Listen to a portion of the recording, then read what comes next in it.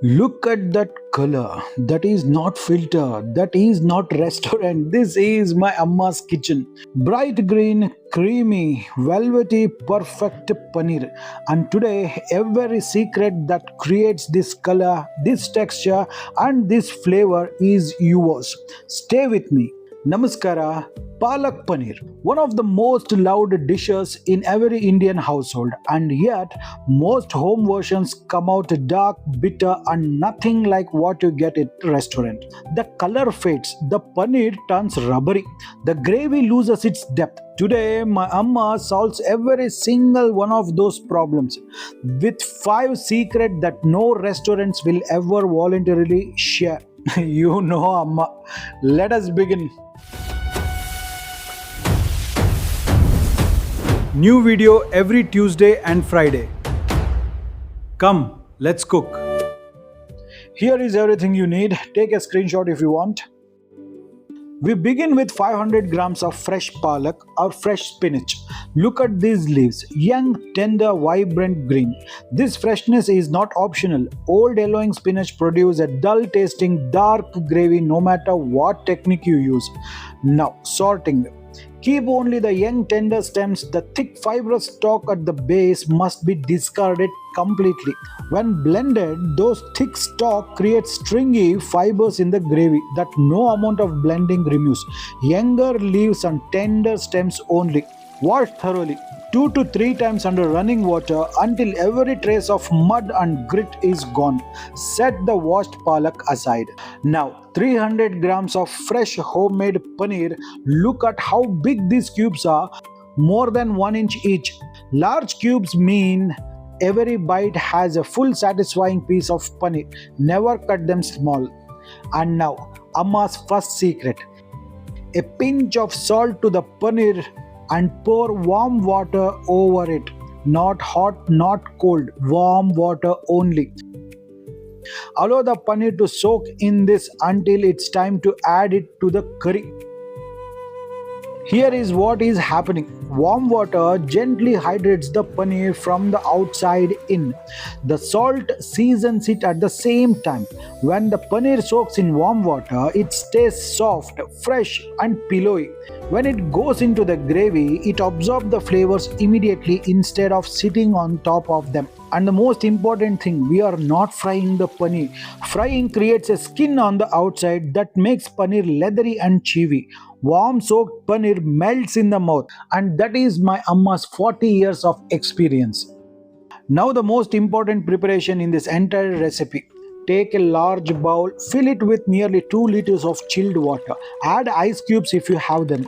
Keep this bowl ready and accessible. You will not get any time to do it later. And you will understand exactly why in the next 3 minutes. And it will change every green dish you make for the rest of your life. Now let's see how to blanch this. In a large pot, bring water to a full rolling boil. Now, Amma adds 2 things to this water that most blanching recipes never use. A pinch of salt and a teaspoon of sugar. The salt seasons the spinach at the cell level. The sugar, this is the scientific secret, and also this is my Amma's secret, and this is a scientific secret also. Sugar helps stabilize the chlorophyll in the spinach during the blanching process. Chlorophyll is the compound that gives spinach its bright green color. Heat normally breaks it down rapidly. Sugar slows that breakdown significantly. This is the reason why restaurant palak stays brighter than home palak. Not more expensive spinach, not a special technique, just 1 teaspoon of sugar in the blanching water. That's the whole secret. And you know Amma, she will reveal it. Add the required amount of green chilies. And now, Amma's secret for that creamy, smooth restaurant quality velvety gravy texture. 8 to 9 cashew nuts go directly into the boiling water. The cashew will soften during blanching and blend into a fine, smooth palak paste, giving the gravy that luxurious velvety body that halwais and restaurant achieves, giving the gravy that luxurious velvety creamy body. Allow everything to come back to a full boil about 2 minutes. Now, the palak goes in. Watch this carefully. 50 to 60 seconds only, not more. Keep stirring. The palak will reduce dramatically. The color will deepen to a very bright green. After 60 seconds, immediately remove every piece of palak and transfer it directly into the bowl of chilled water. Right now, immediately. Do not wait. Do not drain first. Directly into the chilled water. The palak is completely cold now. Into the mixer jar, the squeezed palak, the blanched cashews, the blanched green chilies. Squeeze out the water. Water dilutes the flavor and the color. And I will do this for remaining batches also. And one more secret tip, the generous bunch of fresh coriander leaves. The coriander is Amma's secret ingredient that no hotel or restaurants will ever reveal.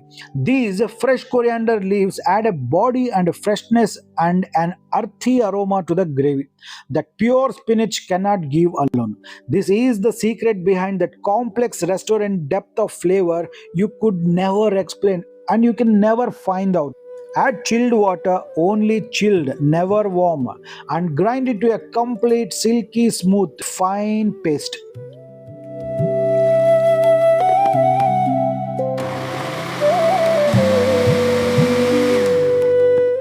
Look at this color, look at that consistency, perfectly bright green, silky, velvety, perfect. This is your palak paste. Keep this aside. Now the base. In a deep kadai, 1 tablespoon of oil and 2 teaspoons of pure desi ghee. Ghee in this recipe is not optional. The fat-soluble aromatic compounds in kasuri methi and spices dissolve in ghee at a completely different depth than they do in oil. The ghee is the carrier of flavor. Remember that. Do not skip it. Now on medium flame, 1 teaspoon of jeera. Let it bloom completely. Now 2 teaspoons of finely chopped garlic. Spinach and garlic is a combination made in heaven.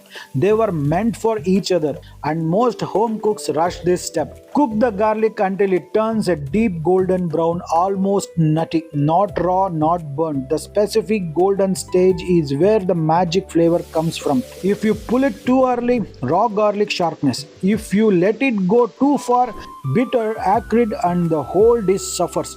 Nutty brown, this is your target.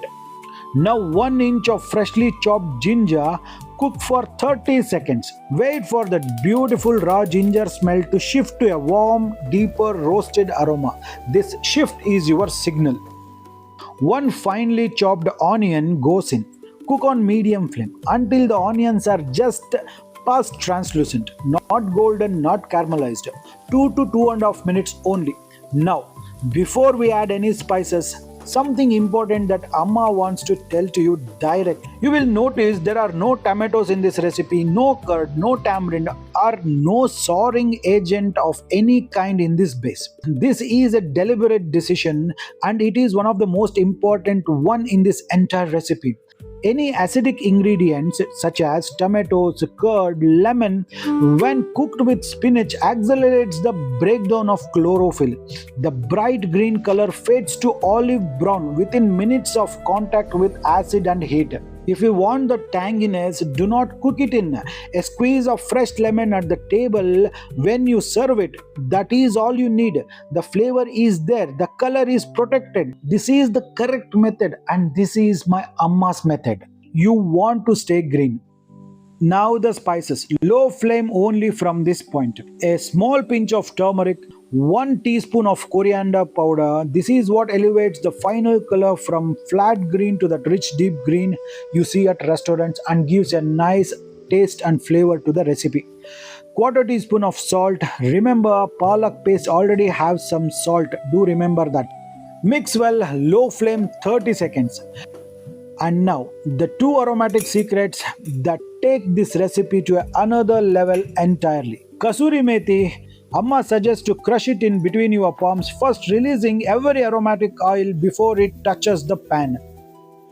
And the second one, nutmeg. A small amount, very small, just enough that you will feel its presence. A warm, slightly earthy note hiding in the background. not identifiable on its own, but remove it and something is missing. These two together, Kasuri methi and a hint of nutmeg, this is the secret behind the complex restaurant flavor you could never find out. And this is the secret. And you know Amma, she revealed this one also. Now add the bright green palak paste into the masala base.